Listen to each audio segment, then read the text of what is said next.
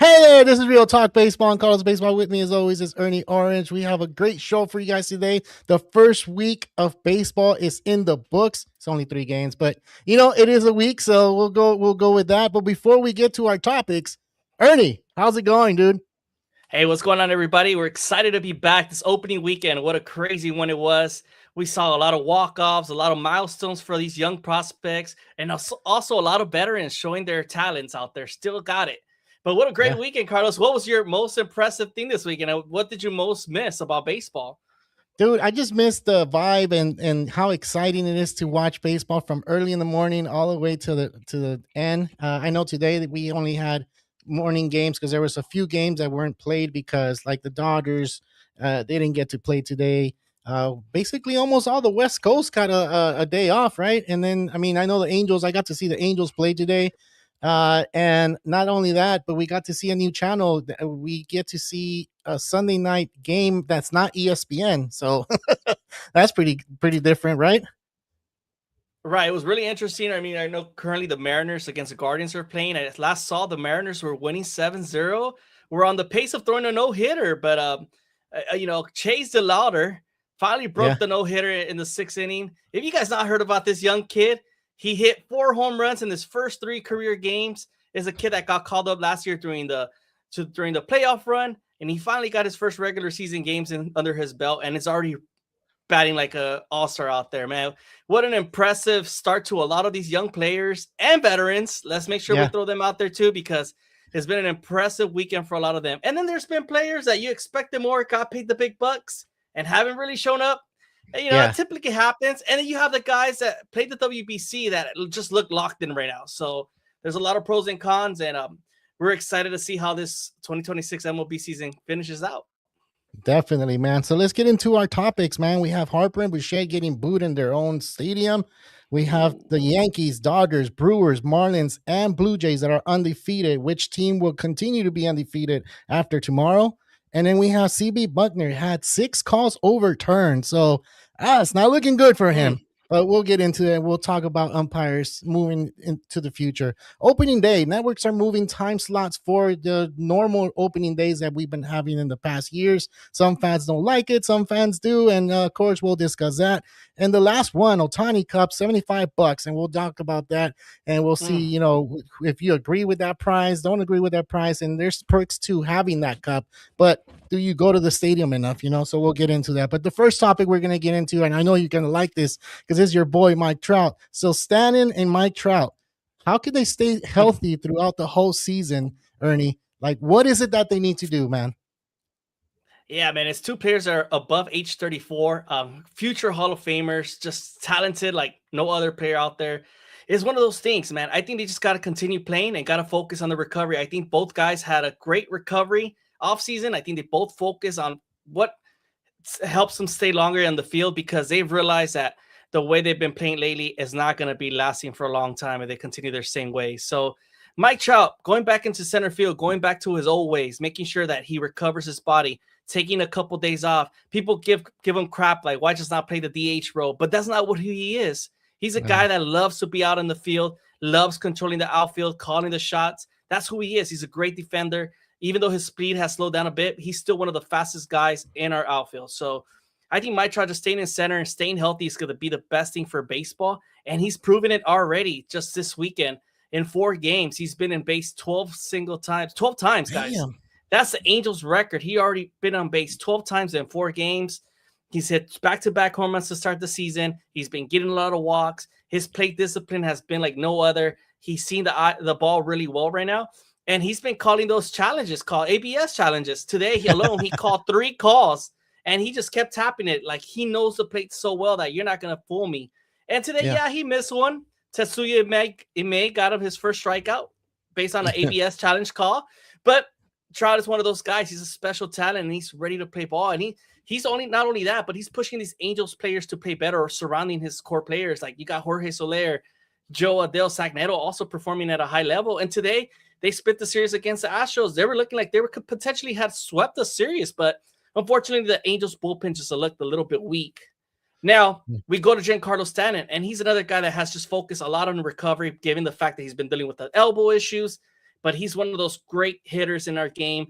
And obviously, he focuses more on the DH role because he's not that great of a defender. But just alone this weekend, hitting over 500, and that's Yeah. an impossible feat. When you're a veteran like that over the age of 35, you do not expect Stanton to be the one leading an average after 3 games. But also another team, the Yankees core offense right now, they're playing great. We've said in past years how they're so judge dependent.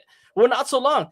The Yankees have changed their approach this year. They're focusing on everyone being a better hitters these days, and they're playing better and they're play discipline. So, man, it's inevitable. It's probably a chance that they do get hurt this year. It's just part of the game, man. It takes a lot of toll on their body. It's 162 games. We're just hoping as baseball fans that they have a short injury and nothing that's too severely that could miss them the whole season. Yeah. And you know what? Going back to Mike Trout, I wanted to say too, and I just didn't want to cut you off because you were inspired and you were going at it. And I'm like, yeah, keep going, keep going. But I wanted to add that Mike Trout is probably one of those players that are kind of like, we've talked about Correa. He's playing shortstop, right? And they move him position and he doesn't hit. And maybe Mike Trout, like he owns center field and he wants to play center field. And maybe that's why his batting is doing so well right now. I know it's only 3 games, but the way his swing is right now is kind of looking like back in the day, Mike Trout, first time Mike Trout.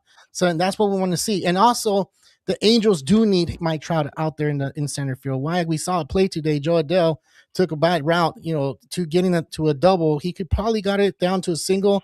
And those Mike Trout moments when you need him out there in center field, he knows how to take those routes. He knows how to cut those doubles. He knows how to dive, when to dive, and that helps the team out. And don't take it for granted. A lot of people say, "Oh, Mike Trout is old. He sucks, and he's this, he's that." But it's not that. It's just his body took a toll. So now, if you were his coach, Ernie, would you sit him down every game, every other game, or 2 times a week, or how would you manage his workload? No, I think you just give them 1 day off for the rest of the week. I mean, they already typically have a day off in the regular week, and then I would just probably give them a Sunday off. So that would give them a 2-day rest day for the week. Because I think he needs to be out there and controlling that outfield, man. If you guys saw Joe Adele, he's not the great defender. Jorge Soler ain't either. We do have a young kid like Bryce Teodosio that's great defensively, but his bat needs a lot of work. So he's one of those defensive specialists that just comes in the later innings for that reason. But Mike Trout, like you said, the way his route running, his diving, his wall leaping catches, man, he's one of the greatest out there. And when Mike Trout is healthy, like Ernesto says here, thank you for tuning in. Yes, baseball is better. And I think this weekend alone, fans got to see Mike Trout back to his old days, and people were just excited, man. People were stoked.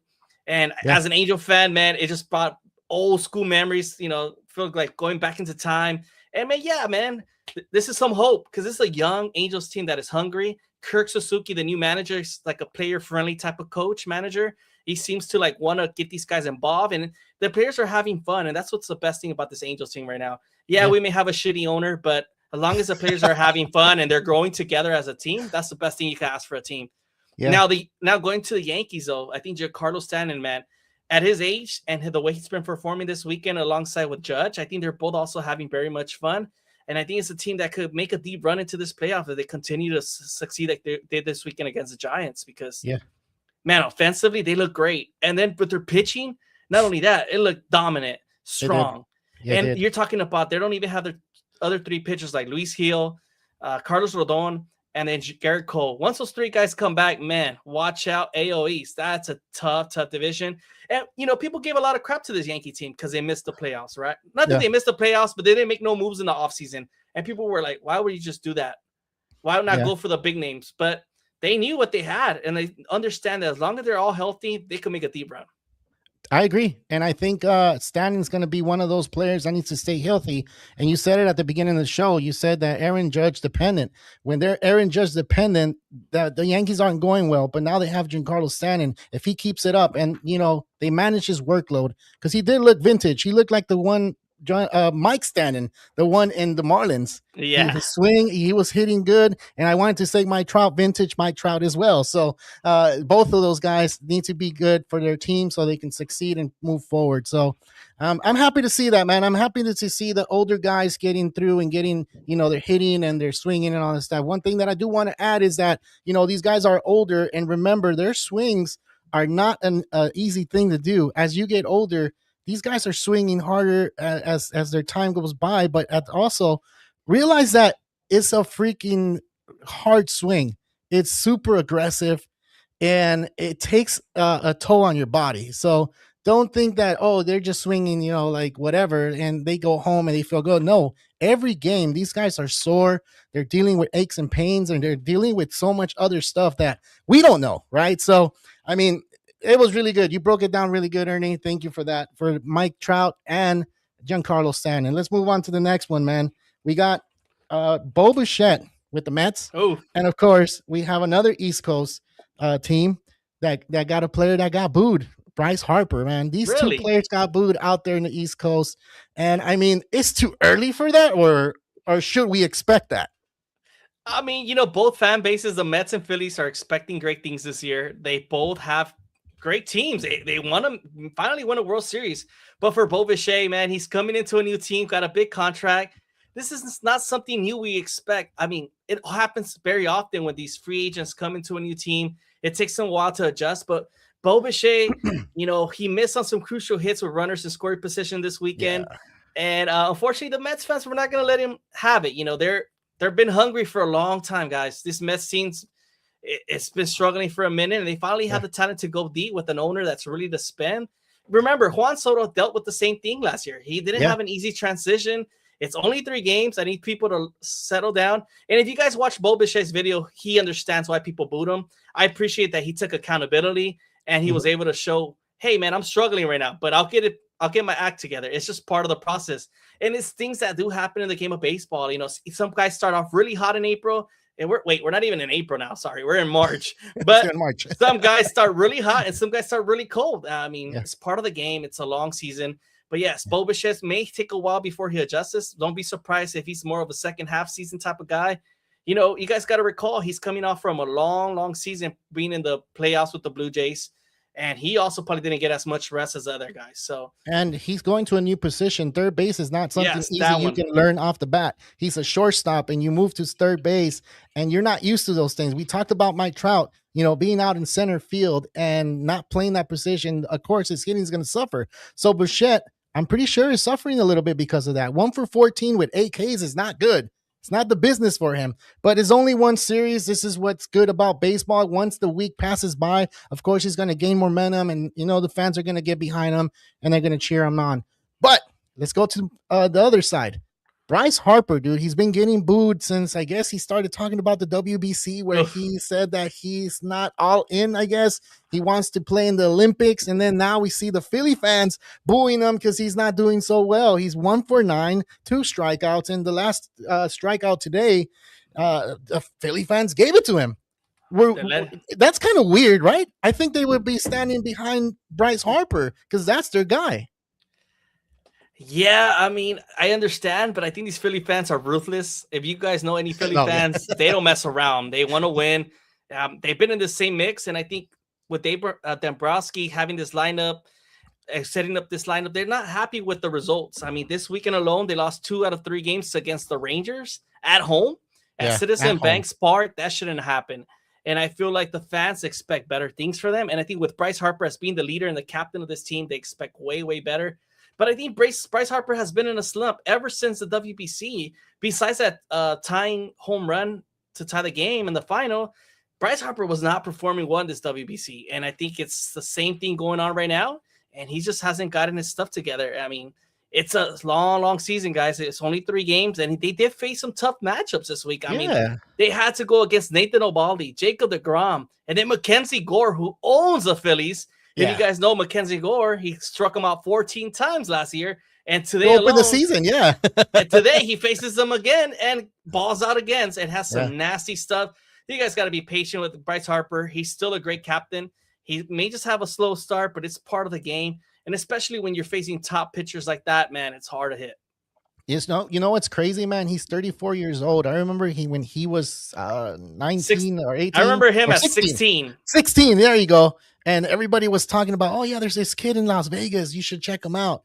And then, I started looking. I'm like, damn, this kid looks like an adult already, hitting bombs out of the freaking stadium and doing all these things. And now look at it, look at him. He's 34 years old, dude. I remember being in high school, Carlos, and I think if I'm not mistaken, he was in a Sports Illustrated book Yeah, as a 16-year-old phenom from Las yeah, Vegas. And yeah, yeah. I'll never I think forget I that saw the same cover. thing. And I remember being in 10th grade, and I was the same age as him. And I was like, man, this kid's going to be something special. And obviously, he went out the number 1 overall pick and Mhm. became great things. But I think he's always dealt also with a little bit of injuries and also has missed some crucial moments, leaving the Nationals and now winning that title after.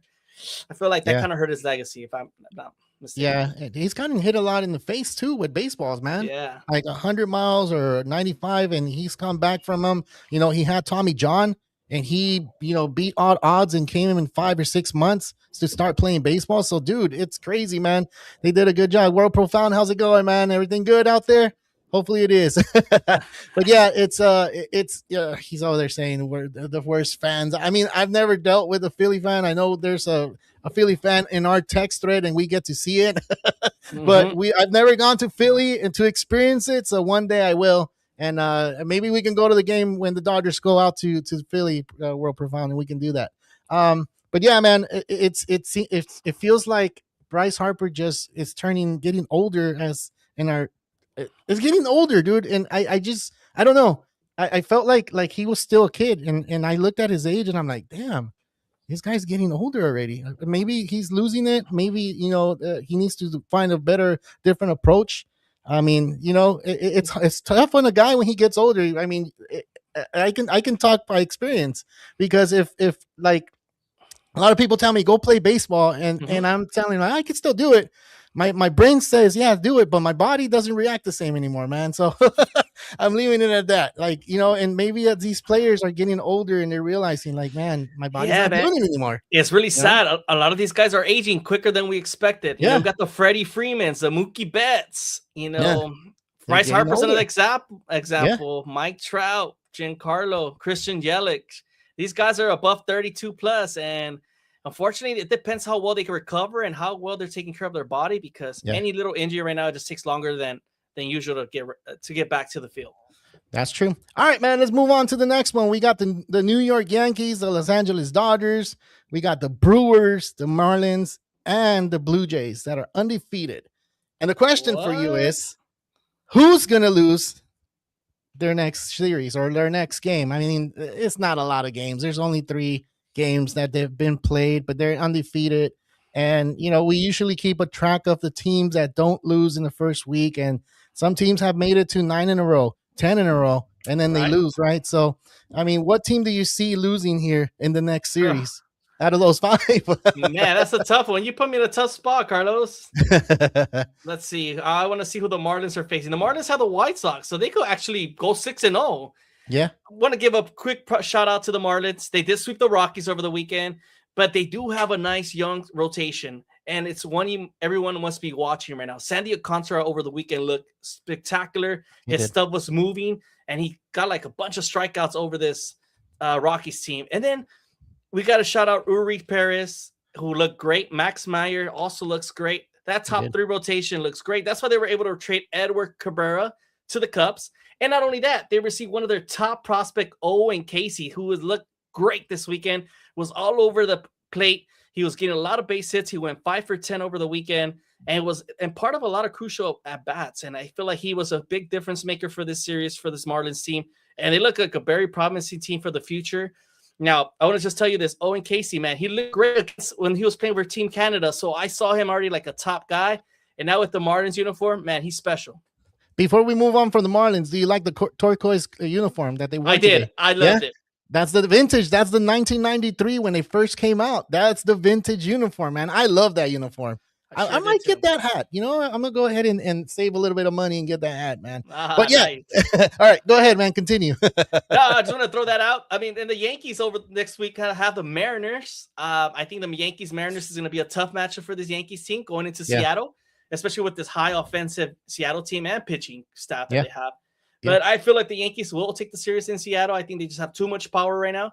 And I see them overpowering them with Judge and Stanton right now in the middle of the lineup. Josh Chisholm's playing great. Trent Grisham's hitting. Ben Rice is hitting. You name it, man. These guys are playing great. Jose Caballero taking the place of Volpe, ready not to lose his job right now. He's performing at a high level defensively and offensively. So, man. But besides those other teams, I know your Dodgers, man. They look great coming back from these games against the Diamondbacks. But how great do you see them going forward? Me, I honestly see them. The Diamondbacks is not an easy team. A lot of people probably say, "Oh, yeah, they beat the Diamondbacks." Yes, they beat the Diamondbacks. The Diamondbacks have the Dodgers number. If you guys don't recall, in 2023, the D-backs beat the crap out of the Dodgers in the playoffs. I believe they swept them in the playoffs, and in that whole series, I guess the whole season, they beat the crap out of them. So then last year, 2024, they were battling as well, and then 2025 they only had one more win in the season during throughout the series. So the Dodgers sweeping the Diamondbacks is a huge thing. Do I see them losing against Cleveland? And Cleveland, I'm not so sure yet. I'm not sold on Cleveland completely yet. Remember, Cleveland is traveling, and the Dodgers are just waiting for them, and they had the day off today. And the only thing that's kind of would kind of scare me is Sasaki, that's pitching, but the hitting, they had all those games comebacks, man, and already having comebacks at the start of the season, that just showing that the Dodgers are super deep and are gonna be playing like that all throughout the season. Man, so yeah, they're loaded. Crazy. Yeah, it's crazy. Another From team, top dude, to bottom. That exactly. It doesn't matter. You could take the lead, but that's not comfortable. Any team with a 5-run lead, they could just come back just like that. Like you said, everyone's performing at a high level. Just Roki Sasaki's the one that looks a little bit suspect in that rotation. I think he's going to be that long-term reliever for Dave Roberts going forward after a couple starts. But the guys have arms, man, you name it. Edwin Diaz coming in the 9th inning, man, that's a show for the Dodger fans. And he looks lights out there. And I don't think the Dodgers have seen a great closer like that since the Eric Gagne days or Kelly. We haven't seen a closer in probably, I want to say, a good closer in the last 6 seasons since Kenley Jansen left. And that was a true closer, not saying anything bad about the other ones, but we had this Kenley Jansen, and then we had Eric Gagne. Of course, we always had someone to save it. And now that Diaz is there, and then you have trumpets going live all the time, it's going to be pretty explosive.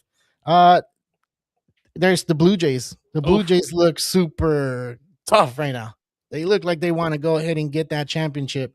And not just a championship for the American League, because you saw the ceremony. They got their flag. They got everything there, but they want that World Series. And nothing gets more annoying to a player to see, American League. No, you want to see the World Series banner go up. And all these players are hungry for that. And they showed it this past weekend, dude. I got to see all these games during the weekend, which was fun. It sure was, man. Yeah. So, I mean, I don't see them losing anytime soon. I mean, I don't think they're facing the Rockies this week. Let's be real. That should be an easy sweep in Toronto.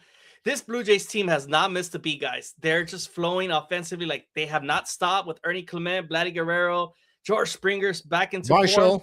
They took off Bichette off the lineup. No worries. We got this new guy, Kazuma Okamoto. He hit one out today. Right. I couldn't say it. And he looked great. I'm like, man, keep bringing these Japanese players. They're ready to go in this MLB level, man. They're so talented. And let's not forget their pitching, man. Even though with Trey Savage being out with an injury right now, with that pinch in his shoulder, don't worry. We got Kevin Gausman, who goes for more than 10 strikeouts. We got Dylan Cease, who had, I think, 12 Ks. And Eric Lauer today, a lefty arm that I didn't expect to have 9 Ks. I think the Blue Jays in 3 starts had, like, the most strikeouts in, like, franchise history to start 3 games. That was an impressive feat. I mean, they look locked in, guys. I mean, pitching-wise, they got it. Yes, they blew a game with Justin Hoffman. He blew a save against this A's team. I mean, this A's team is hungry, guys. I mean, they must have gotten swept this weekend, but they're a team that's not to be played with. They're not an easy team to face. Shea Langeliers, Tyler Soderstrom, and Nick Kurtz, man, they're dangerous for they're gonna be a great team for the future. But just as of right now, I think, unfortunately, they had to go through a tough AL East team. Yeah, and then the last team is the Brewers, man. The Brewers came back today, and they had Jelish hit that home run. I have him in my fantasy. That's why I got all excited. He hit a 3-run bomb against the White Sox. Look, the White Sox, everybody thinks that the White Sox are going to be one of those teams that sucks and not going to play good baseball, but they have talent. They have talent on that team. Mm-hmm. And, the Brewers did come back today, and they won, and they did really good against the White Sox. and like they're still the NL Central champs, They right? sure are. Yeah, so they had the best record last year in the National League, and they are hungry to try to get to the World Series because they haven't won a World Series, and I think they're still hungry to try to get that. So, I honestly, I'm gonna say the Dodgers are probably gonna take a L on this out of the five. And I think they're gonna be the first ones to do it, Okay. and it's not because like I don't want to be biased or unbiased. I'm just seeing Sasaki. He didn't do good in preseason, and he probably won't get out of the third inning and fourth inning on this one. And I know the Dodgers have a good batting lineup that can bring them back. And I want to be wrong, of course, but I just see Sasaki not being able to dig himself out, and he does. He's probably one of those pitchers that don't need preseason. He just needs the season to start so he can get it in gear. So Yeah. hopefully it's that. True, man. But at least this Dodger team has enough offensive firepower to always come back. So that's always a great thing if you're a pitcher in that Dodgers rotation. Yeah. But going back to this Brewers team, man, I think they're a hot team still offensively. They get nice base hits every single time. They don't really have that big power hitter in the middle of the lineup. Jackson Churro is currently out with an injury. Doesn't matter. They have the old Christian Yelich coming out of as a bench player, a pinch hitter today, hitting that 3-run jack to give them the lead. Man, what an impressive Brewers team. Even though they were off to a rough start today against with their new pitcher, Brandon Sprout, giving up a bunch of runs in the first inning. Did not look great for his season debut, but this Brewers team is dangerous. Special shout out to Minetaka Murakami from this White Sox team, hitting 3 home runs in his first 3 career starts. I'm not sure what these MLB teams were thinking, man. They were waiting forever to sign him based on his posting date. It was almost a possibility he was going to have to return to Japan. Nobody wanted to pay the guy. Are you serious? Yeah. Can we talk about how cheap these owners are? This guy is a baller. He can hit the ball lights out of the stadium, and he proved it this weekend that he's a special talent. And those 30 teams should have been calling right away and try to give him the best deal. They missed out. Just saying. They missed out because now the White Sox haven't, and that's what's going to make the White Sox a lot better. So, too bad. But yeah, that was a good thing. But you didn't say who's the team that's going to lose this week, Ernie? Give me the team. Oh man, I already called mine out. I'm just gonna say it's a Yankee team, and not to say the Yankees. It's too early in the season. They're gonna take a day off. It's one of those type of games where you're just like, hey, it's a traveling day. I'm tired. A couple guys in there. I got Ryan Weathers. I'm not sure what to expect of this guy coming into this Yankee rotation. I'm gonna say the Mariners are gonna take this one tomorrow night, and there's nothing saying that the Yankees are not gonna win the series. I just think they may not win based on a travel weekend. It's the West Coast. The weather's kind of cold, and their bats probably don't wake up enough on time. What's going on, Jamal? Thank you for tuning in. He says, mark my words that White Sox is going to be a team to be reckoned with that division. Brewers manager Pat Murphy. I think he's totally right, man. They got a special talent there with Colson Montgomery today hitting a grand slam. They got the Dodgers guy from back in the day, Miguel Vargas. They're playing first and third. Chase Maidro. Man, they got some pretty nice pieces there. Kyle Teal, who's right now dealing with a hamstring injury, but once he's back, that's going to be a great player too. Yeah. Other than that, I think they just need help with the pitching. I think that's where something they need a lot of help. Offensively, they got it. Pitching and bullpen, man, that's going to be their worst enemy right now. That's their worst enemy. And Will Venable looks like he was kind of frustrated today when they gave up because they were up 7-2 and they gave up the lead in those last innings. So Will Venable is doing what he can. And, if you're a White Sox fan out there, like, don't give up yet. You have a future. And the White Sox have been known to get some good prospects in their farm system and develop them and then, get to the World Series and win it. So, let's move on, man. We have a video to show, and I'll go ahead and put that one on there before we get started. And in there, struck him out. Now they're going to challenge this, but barely. And that's in there, and he's going to challenge that one as well. It's immobile. CB Bucknor, dude, had 6 overturned calls. Do you feel like he's feeling the heat and saying, man, I'm going to get fired? Or are they going to give him a contract and sign him up? It's going to be one of those things where they're going to have to take him back to training. It looks like back to the umpire school. I mean, guys, let's be honest. CB Bucknor has always been considered one of the worst umpires in the league when he's behind home plate. He's ever been one of the best ones out there. His numbers are not the best, But overall, he got 6 out of 8 wrong that got challenged. I mean, he didn't get 2 right. Yeah. But CJ Bucknor, it was so funny watching him be so upset. I don't know if you guys watched Eugenio Suarez yesterday double tapped his helmet again and challenged him back-to-back times. And CJ Bucknor didn't take it kind of personal. He was not too happy that Suarez was calling it again. And sure enough, Suarez was right. It's a thing, man. These players are showing that, hey, I could be an umpire too, man. I know the play just as good as you. But it's a thing. But I honestly, this ABS challenge has made the game way better. There's been a lot of crucial calls that's gone the other way and makes you realize, man, back in the days, these calls would have gone the other way and would have impacted the game. So it's great to see that these umpires are finally getting to realize, hey, I need to make the right call if I'm going to stay in this umpire, because if not, I'm going to get sent down to the minors. Yeah. I kind of have a little bit of sympathy for these umpires because they're doing the best they can with what they can do. Because some of these balls nowadays, the ball is moving too much and it has a tail spin. They have a spin out and they have to judge a 90-mile-per-hour fastball, 100-mile-per-hour fastball that's passing through that plate, and they have a tough job. And it's inches, guys. Yeah, it's not that much of a difference from calling that a strike or a ball. If you were looking from a naked eye and didn't have that square on your TV, you'll be like, oh, it's a strike. Back in the 90s, we didn't have that square. I think this square started in the early 2000s, I believe, or one, right? And we didn't have that. So when we were looking at, oh, that's a strike, doesn't matter. Whatever. Now we have that box. Now we have the luxury to say, that was a ball, go ahead and tap your helmet.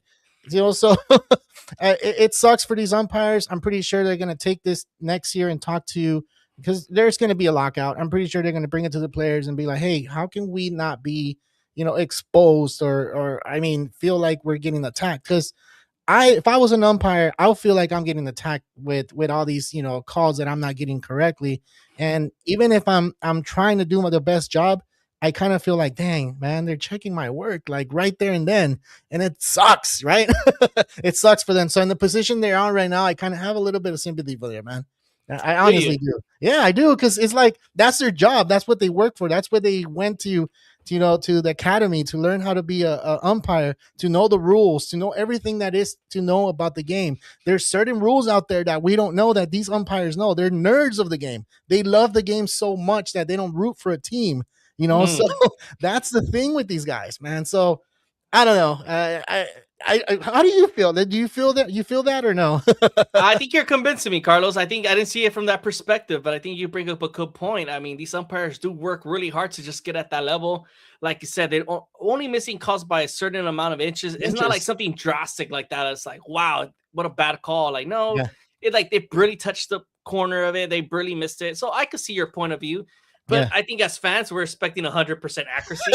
And it's just like, how the heck can you get that wrong? We expect greatness. If you're there, it's because you're the best umpire there has to be, Yeah. So we have to realize that these guys do miss some calls. But going 6 for 8 on the challenges, like CJ Bucknor, I think we're going to start questioning a little bit. I mean, he's a guy that's never been that great behind the home plate. So we're going to question why he's even back there. The only guy that's worse is Angel Hernandez, and he's not in the league anymore. And he retired. That's how much we bashed the guy. That's how, I guess, imagine he would have been part of this ABS system. He probably said, I'm out before this thing comes around. Yeah, right? I'm dipping. Bye. I believe it. All right, man, let's move on to the next one. We got opening day, and there's a lot of networks that wanted to show certain games and wanted to change time slots. And, there's some fans out there and I'm one of them that I like to see the Dodgers play at 1 p.m. Dodgers from whenever I ever started watching them, like I always knew that opening day was at 1 o'clock p.m. It wasn't opening night at 5 p.m. It was 1 p.m. And I don't like that. I don't like that the networks are putting the times that they want to. Like, it's like the Angels. They have opening night, right? They don't have opening day. Imagine they change it to opening day. Would you agree with that? We all know that it's always going to be the nighttime. Unfortunately, these TV networks all they care about is the money, guys. Let's be honest. These 1 o'clock times, they realize that the viewership's going to be lower than if it was at the nighttime. So these networks, ESPN, who now is no longer with baseball, but now Netflix coming into the picture, NBC, they know where the money's at, and they want the most viewership in order to continue to grow the game. So that's what they're doing these night games. Now, our tradition is to watch these day game opening days. It's not going to happen no more. Unfortunately, baseball is all about money. And that's what they care about, man. That's why they sign these big contracts for these with the league. Yeah. Yeah. And you know, these new networks coming in, it seems like there's more apps now you have to get. There's more other channels now you have to pay for. And I don't like that at all, man. I still feel like MLB needs to work out something to where fans can see the games and see free games, because there's not that many. If you live out here in California and you try to, you know, not get Spectrum to see the Dodgers, you get blocked out. And it's like, it sucks. You have to get cable for that service. And I'm pretty sure there's other teams that do the same thing. And I don't like it. I think MLB needs to start working. And we've been saying this forever. And I think we've been talking about this every season, that there's a lot of kids out there that wants to see the game and can't see any games because you have to buy apps. You have to buy certain cable networks. You have to jump through hoops pretty much to see some of these games, man. So it sucks, man. Hopefully they can work something out next year. So you're totally right. Let's talk about all the apps you have to have. You have to have Netflix. You have to have Netflix these days. You have to have Peacock. You need to have Apple TV, Fox One for all the Fox games. Yeah. And then MLB TV if you want to get at least the free games. And this is way too many apps you have to loop into. It sucks. We wish there was only one single app where you could watch every MLB game. But unfortunately, that's not the case. And unfortunately, these TV rights continue to change the game. And it impacts us as fans, but what can we do, man? All we could do is keep pushing for this change, and we'll see until Rob Manfred makes the move. And I think once he does, the game's only going to get bigger and bigger. They are. Or you can go out to the stadium and, you know, watch the games out there if you have that kind of money, and you can go ahead and buy that $75 cup, Ohtani Cup. Ooh. So you can get free refills and stuff like that. Like dude, that? Yeah. $75. $75. Would you buy that cup? Wait. Can you say what does this cup come for? Like, what kind of cup is it? Bricks. Okay, so it's an Ohtani Cup. It has a number 17. I wish I had the picture so I can put it on there. But this cup, you buy it, and whenever you go to the Dodger Stadium, you buy this cup for $75, and it comes with your soda or whatever favorite drink. Okay. And you can go ahead and take it home. And of course, if you're going to go to another game, you can take it and you get a free refill. This, I honestly think it's a marketing strategy. I feel like these cups are going to sell no matter if you go to the game or don't go to the game. They're going to be making more money out of it. So if you are a Dodger fan and you're buying this cup, make sure you go to more games, not just one, and buy that cup. Make sure you go to at least 5 or 6 games so that cup can, you know, better your spending and save some money. If you're not going to go to 5 or 6 games, I suggest not to buy that cup, because honestly, you're not going to use it anymore. $75 is not cheap. It's not cheap. I just want to throw this plastic cup, dude. I just want to throw that out there. On opening day, it was actually $75 for refills for only that day of the game. Oh, they got a lot of backlash. This following day, the Dodgers set for the rest of the season. So what happened was, I think the Dodgers realized people are not going to pay if it's just for one game. For the rest of the season, then more people would buy it. Yeah. Now, the thing is, with those goddamn long-ass lines at Dodger Stadium, if anybody's been to Dodger Stadium, you're going to wait minimum 30 minutes for a refill. Are you kidding me? I'd rather pass. Yeah. I'd rather go get a cold beer at this point. Man, I don't know. Like you said, if you're not going to go more than 10 games, it's not worth it. And especially winning in those long promotional day games, good luck. Especially if it's a bobblehead night, a World Series ring night. Good luck waiting in line trying to get a refill, man, in the hot summer day. I'd rather just take my chances and get a cold beer. And there's new vending beer machines they have at Dodger Stadium. Yeah, but I wouldn't buy it. I'm just saying, because not even for the memorabilia to have it in the back of your your room right if there. If someone gives it to me, I mean, I wouldn't say no, you know. But it's a pretty nice design. It's a nice cup. It's a nice cup, but it's a plastic cup. I thought it was going to be like at least jersey type, or I don't know. Because when you look at it, you're like, oh, it's a jersey cup, or, you know, like jersey material, or I don't know. It looked really nice. But when you look a little closer, it's just a plastic regular cup. $75 for it for refill. I get it. But if you're not going to go to Dodger Stadium often, why even buy it? because yeah. to be honest, that's just too steep in my pockets, and I'm gonna feel like, nah, man, I'm not gonna get my money's worth out of this. It's like you know when you buy a season pass to go to Knott's or go to Six Flags, and you only go one time, then why did you even buy the pass? Makes no sense. Yeah, it's happened to me before. That's it. That's how they get you, man. That's you fall for the trap and then you never go. So I mean, with these Dodger tickets these days, I'm sorry, man. Those prices are ridiculous. They're really expensive. And it sucks that any family can just not go. Like a family of four is averaging spending at least $500 on a Dodger ticket these days. Yeah. That's what it takes to go see the World Series champions back to back. That's the price you got to pay to be the fan of that team. Yeah, and you know what? I'm not complaining because they're winning and they're doing all these things. And a lot of people has asked me like, "Oh, are you going to go to a game?" And it's not like I've gone to a lot of games before this things happen. I went to 5 or 6 games throughout the season. I expect to go to 5-6 games this year as well. It's just the same thing. But sometimes, like last year, I went to the World Series. I only went to one game during the season, so I saved up all that money, bought my World Series ticket. And let's go. I guess that's what it was, right? So I got to spend the same amount of money. Yeah. And you got to watch 2 games in one by going to game. That was that Wednesday. That was that Monday game. That was the 18 inning game. Yeah, correct. I got to go watch Carlos, 2 games. He was so tired. He never recovered for the whole week. Super tired. That whole week was long. I'm like, when is this week gonna end? We got chicks who loves baseball saying the next thing at Dodger Stadium is going to be an express exit from the parking lot for $100. Man, that parking lot alone is $45. Now you got to pay $100 to get out. Man, also talking about long lines. Would you pay it though? Would you pay $100 to get out of there? If I was a millionaire, I think I would, man. I think I would. Give me an Uber Black if I have to. I don't care. I'm out of here.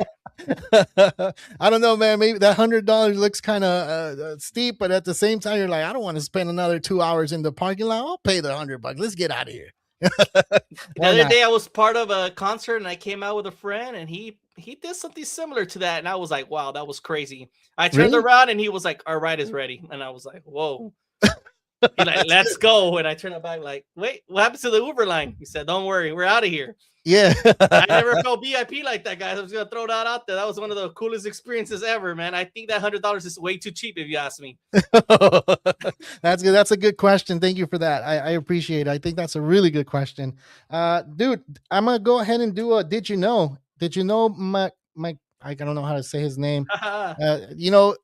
Jamal said it really good. He had a video. For those of you guys that don't know, Jamal's going to be part of the Real Talk baseball team. He's going to come on Wednesdays and he's going to talk baseball. It's the same thing that we do here. And he had a video. McGonigal. There you go. McGonigal. Kevin McGonigal, man. These are some tough names for these young prospects. Chase DeLauder, Kevin McGonigal, JJ Wetterholt. Like who? Wetterholt? Am I saying these things right? No. Yeah.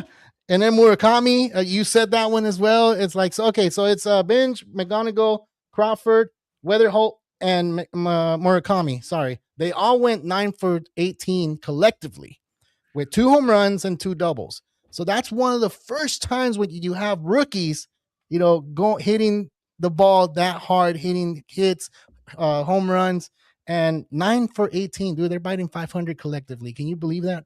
Wow. Baseball's looking good for the future, man, with these guys. Oh, it sure is, man. Yeah. I feel like even the fans are excited to see these young prospects. They're coming in these clutch moments, getting these crucial base hits, already getting home runs. You're talking about JJ Wetterholt yesterday, already walk off. Like, are you serious? And then hits a home run. He's a 5'9" stature guy. He's my height. He's short, and somehow he's looking like a big guy on the field.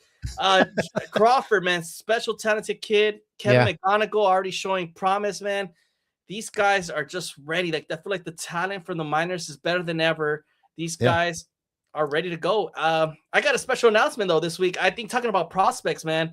I have a plan going to the IE this weekend, Inland Empire, to visit some family. So I think I'm maybe checking out a minor league game for the first time over the weekend. Nice. I'm trying to decide if to go see the Ontario Bus Towers from the Dodgers affiliate, or try to see the Rancho Cucamonga Quakes from the Angels organization. They're both there. They're both playing both firework nights. So, I'm going to go with whatever's the cheapest ticket and whoever has the best deal. But I think it's a great time to see more prospects, man. This is a great opportunity to see the young talent that continues to come up in the MLB. and just not scared of the moment. And it's Yeah. just impressive. What are your thoughts Yeah. of them this weekend, Carlos? All these young talented players. It's super cool that we get to see talented kids come up to the big leagues and perform that well, because we've had years that we've seen some minor league players come up and nothing has happened, and then now hearing this from all these players that I just mentioned, it's crazy. I like it. And I learned something about Kevin McGonigal. Like, he was nervous the day before, that he only got 2-3 hours of sleep, and that he was just a wreck. He didn't know how to go to sleep. He forgot to, do certain things, that his normal routines, he just didn't do them. When he got to that stadium and that first inning and that first pitch happened, everything went to normal. Everything was the same for him, and he just went through his motions. But he was just saying how crazy it was the night before and how he got through it. And look what happened. He played out in San Diego at Petco, and he performed well, man.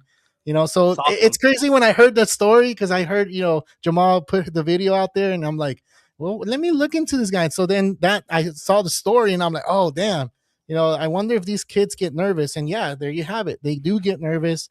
They're human, and when they perform like that on the baseball field, it's something that they've done all their life. It's just things that they're not expecting to do, or things that they're not expecting when they get to the major leagues. It's just like a walk in the park to them, because they've done it so long, so much. So it was cool, man. But yeah, I think the MLB is in good place right now, man.